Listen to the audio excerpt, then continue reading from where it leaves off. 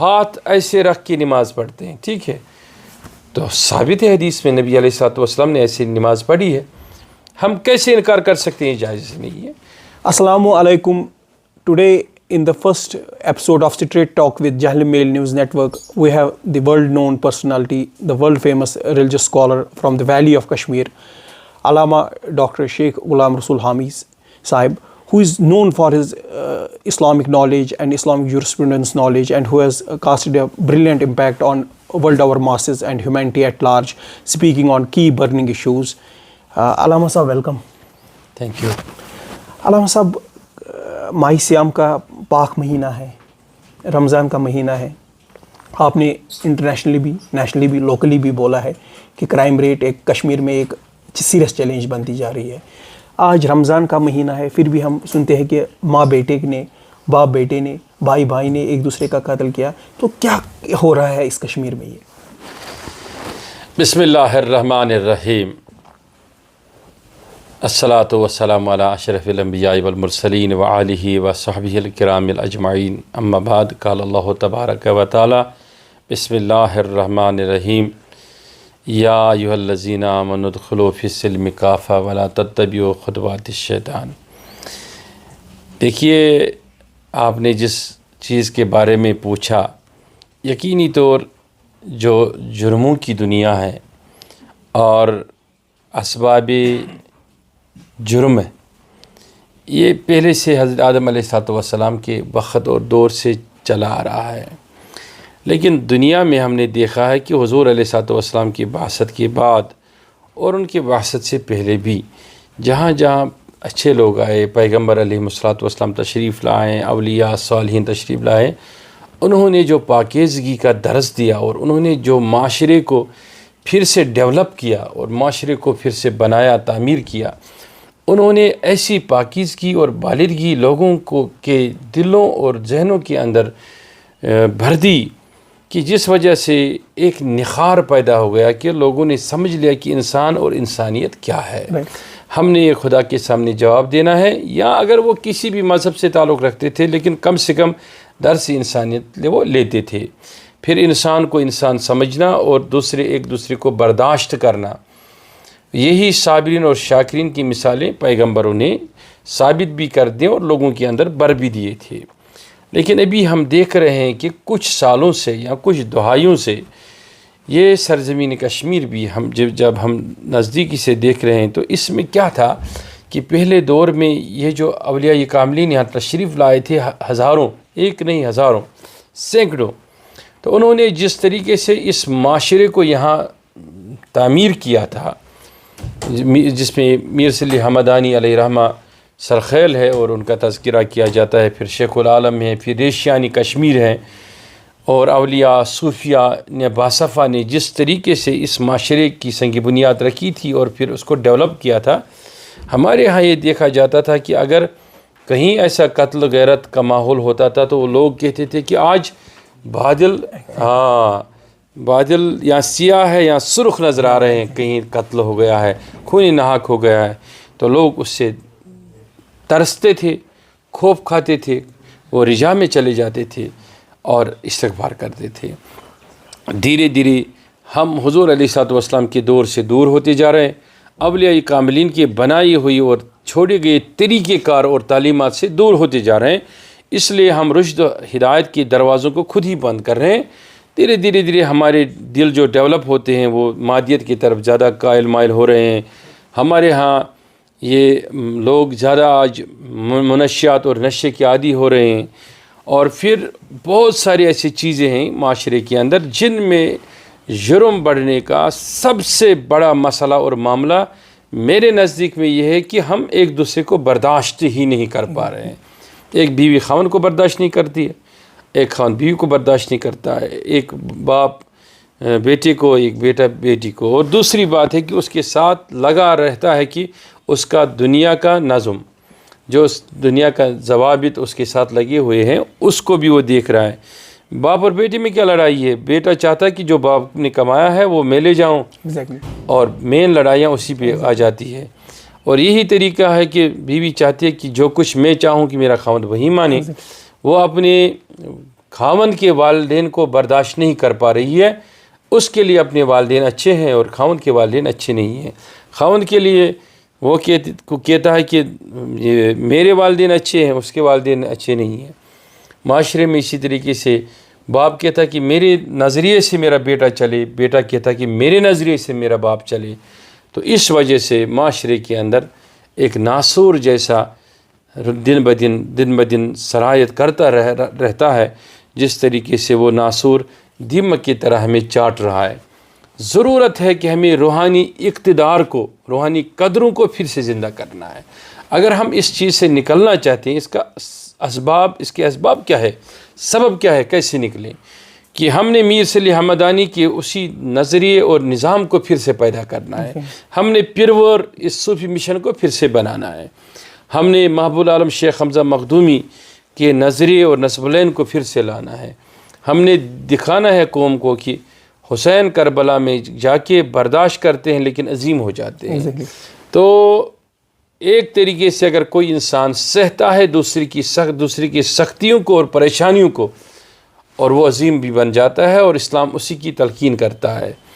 اب ہم اگر ایک دوسرے کو برداشت ہی نہیں کریں گے، پھر یہ چھوٹی چھوٹی چیزیں ہیں ہمارے معاشرے کے اندر، جیسے میں نے منشیات کا ذکر کیا ہے، بے روزگاری ہے، بہت ساری چیزیں ہیں، یہ بھی پھر پنپ رہے ہمارے وجود کے اندر۔ جب یہ ہمارے وجود کے اندر آتے ہیں تو ان کی عکاسی کیسے ہو جاتی ہے کہ آج باپ نے بیٹے کو ڈانٹا، کہا منع کیا فلاں کام سے، پڑوسی نے پڑوسی کو ڈانٹا، منع کیا فلاں کام سے، جبکہ ڈانٹنے والا صحیح تھا یا غلط تھا، یہ مضمون نہیں ہے۔ لیکن کسی نے کسی کو ڈانٹا لیکن اس کے اندر رہا، وہ لاوے کی طرح اس کے اندر پکتا رہا۔ ایک دن جب اس نے غنیمت جانا تو وہ کرائم میں، قتل میں، واردات میں کنورٹ ہوتا ہے۔ دوسری بات ہے کہ معاشرے کے اندر ایک بڑا طبقہ ہے کہ جو اس وقت یہ محسوس کر رہا ہے کہ وہ دوائیاں لے رہے ہیں، وہ ڈپریشن میں ہیں، وہ بہت سارے مسائل کے اندر گناہ رات دن شکار ہوتی ہی جا رہے ہیں۔ میں کہتا ہوں کبھی نکل ہی نہیں رہے اس سے۔ اس میں کیا ہے کہ اس کے لیے معاشرے کے اندر جو ہمارا مضبوط طبقہ ہے، جیسے آپ ایک مضبوط انسان ہیں اور آپ کے ساتھ میں ایک ڈپریشن والا بندہ بھی ہے، آپ کا حق ہے قرآن و سنت کے مطابق اور ہر انسانیت کے مطابق، انسانیت کے درس کے مطابق آپ کو اس کا خیال رکھنا چاہیے۔ اگر آپ اس کو نظر انداز کر رہے ہیں تو آپ معاشرے میں خود ہی ناسور پیدا کریں اور جرم کے ارتکاب کے لیے دروازے کھول رہے ہیں۔ اسی کے ساتھ ایک ریلیٹڈ سوال ہے علامہ صاحب کہ ہم دیکھتے ہیں جو ہی ماہ رمضان کا پاک مہینہ آتا ہے تو مسجدوں میں یا کسی جگہ دارالعلوم میں جوک در جوک لوگ تراویح کے لیے 5 وقت نماز کے لیے آتے ہیں، لیکن جو ہی عید نماز پڑھی جاتی ہے تو مسجدوں سے لوگ غائب، جس میں کافی نان مسلمز بھی کبھی لکھتے ہیں فیس بک پہ یہ کیا ہو جاتا ہے آپ کو، عید کا ظہر آ گیا تو سارے لوگ غائب ہو جاتے ہیں مسجدوں سے، جہاں 10 صفحے ہوتے تھے وہاں ایک ہی صفحہ ہوتا ہے۔ یہ لوکل مسجد کا بھی حال ہے، بڑی مسجد کا حال ہے۔ کتنا تشویش کن سمجھتے ہیں آپ اس ٹرینڈ کو؟ سب سے بڑی بات ہے کہ اس کے 2 وجہ، ایک وجہ یہ کہ ہمارے ہاں اصل میں یہ تصور مٹ چکا ہے کہ ہمیں خدا دیکھ رہا ہے۔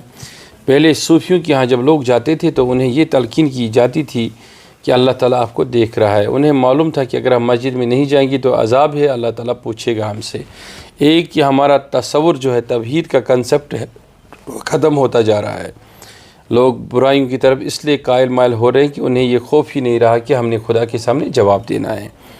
دوسرا کہ ہم اس معاشرے میں رہ رہے ہیں جس معاشرے میں ہمیں ایسے اسباب تو میسر ہے لیکن تربیت ایسی میسر نہیں ہے کہ ہمارے جو بچے ہیں یا اس دور کے جو بچے ہیں یا ہمارے بعد آنے والی نسلیں ہیں ان کی تربیت وہ نہیں ہو رہی ہے جو تربیت اس دور میں ہوتی تھی جس دور میں ہمارے اسلاف، ہمارے والدین اور اقربا ہوا کرتے تھے۔ یہ ایک سبب ہے اس کا کہ ہمیں چاہیے کہ اپنے بچوں کی تربیت پر خاص توجہ دے۔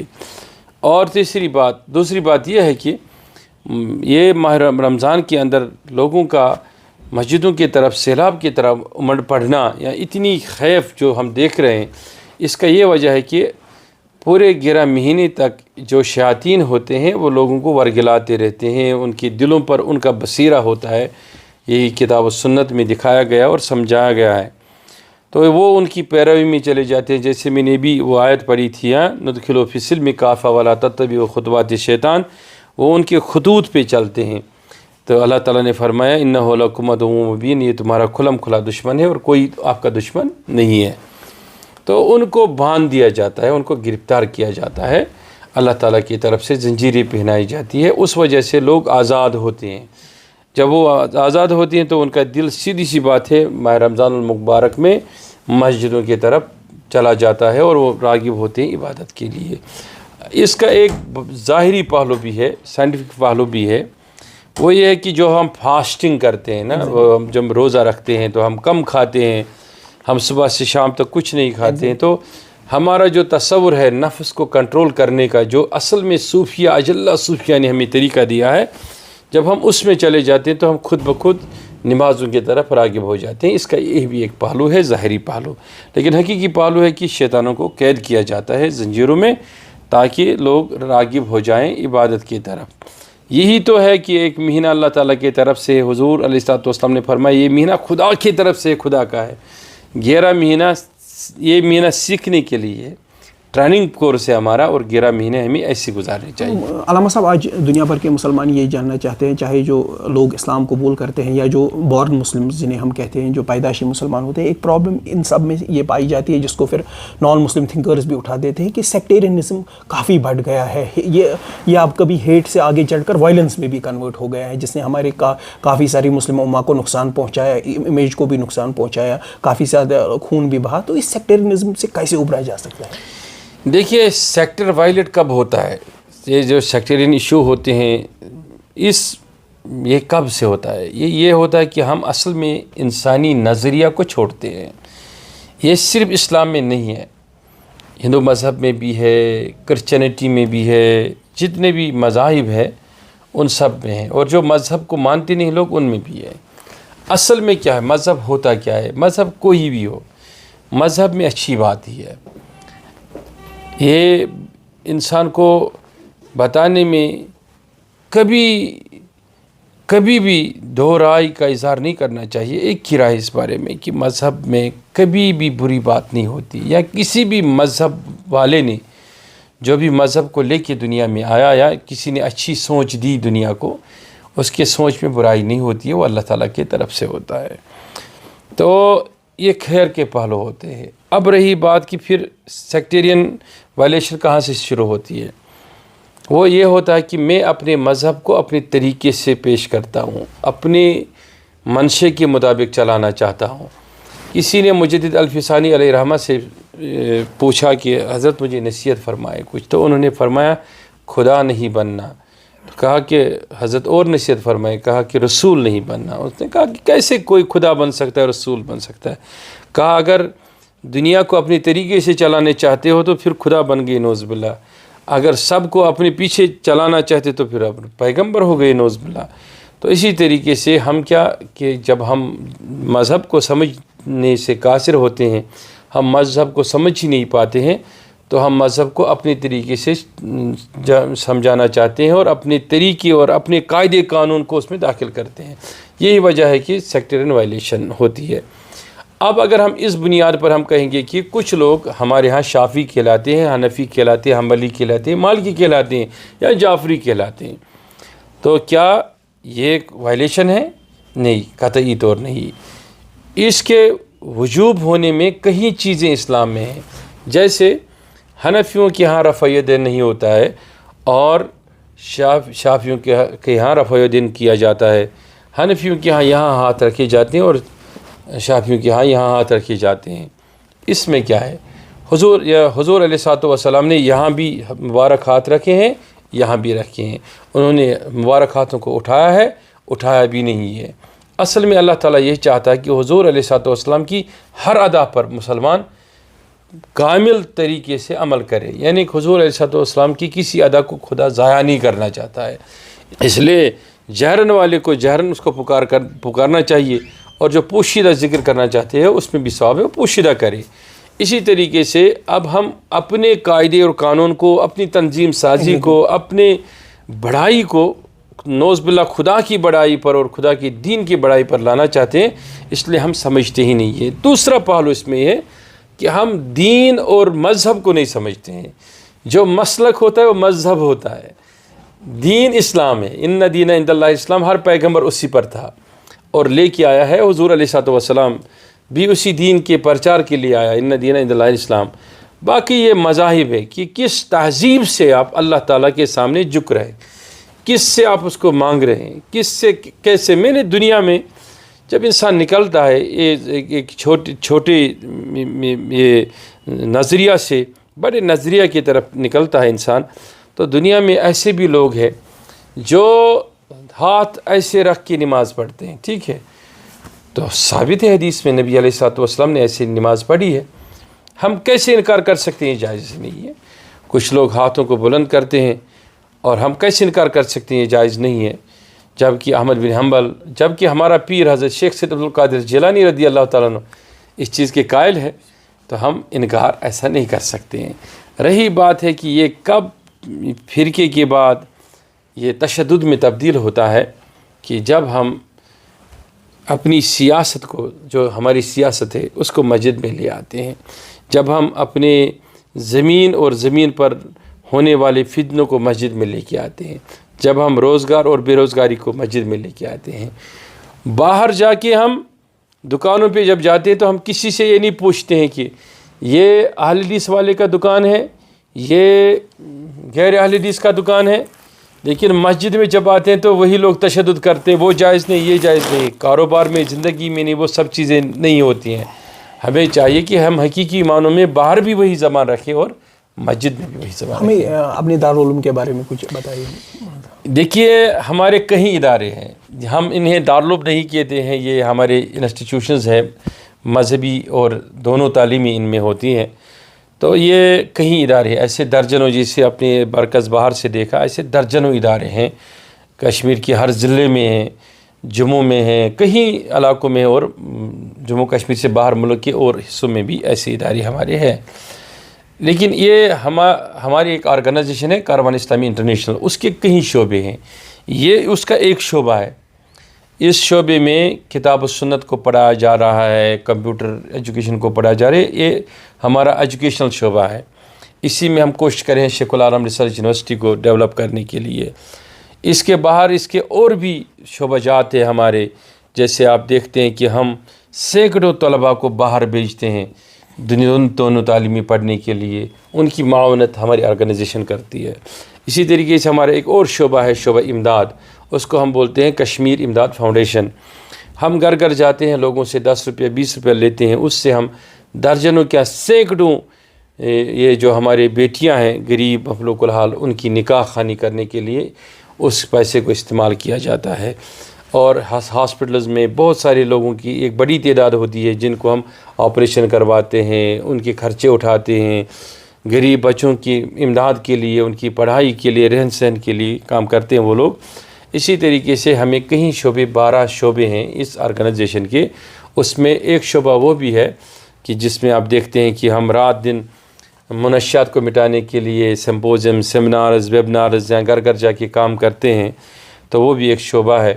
اسی طریقے سے نشر اشاعت کا شعبہ ہے، وہ کتابیں چھاپتا ہے، کیلنڈرز بناتے ہیں، بروشر لوگوں کے گھروں تک پہنچاتے ہیں. اسی طریقے سے کہیں ہمارے فعال شعبے ہیں، ان میں ایک شعبہ یہ بھی ہے جہاں بیٹھے ہیں مرکز ہے. اس میں اس وقت فی الوقت 300 کے قریب طالب علم رات دن ڈے نائٹ جو پڑھتے ہیں، انہیں ہم اپنی لینگویج میں امدادی طلباء کہتے ہیں، جو ان کی لاجنگ بورڈنگ ہوتی ہے. تو اس میں جو پڑھانے والے ہوتے ہیں ان میں بڑی تعداد مفتی صاحبان کی ہوتی ہے، علماء کی ہوتی ہے اور حفاظ کی ہوتی ہیں. ہر سال یہاں سے ایک نہیں درجنوں حافظین فارغ ہوتے ہیں، حفاظ فارغ ہوتے ہیں.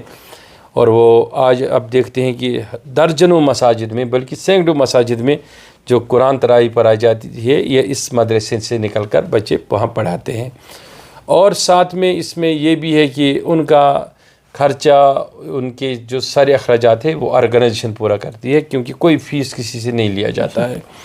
اس کے ساتھ میں ہمارا ایک اور شعبہ ہے جو مروجات کے لیے کام کرتا ہے. وہ شعبہ یہ ہے کہ بہت سارے سکولز میں یتیم بچے، غریب بچے پڑھتے ہیں، لیکن ان کا فیس جو پے کرتا ہے تو وہ ہماری آرگنائزیشن کرتی ہے.